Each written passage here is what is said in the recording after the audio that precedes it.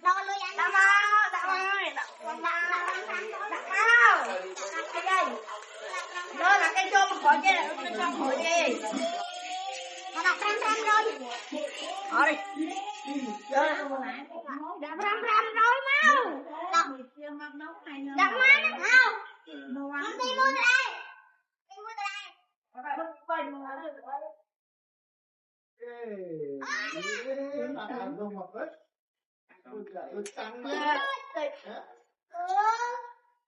Lấy ra làm rồi.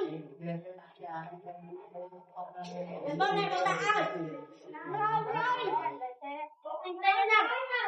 Bàn, tao. Không cho ngồi, tao ngồi tại con rồi. Tao tại con rồi. Ba bà. Khi mà táo rồi. Mày tí lá mấy. Tao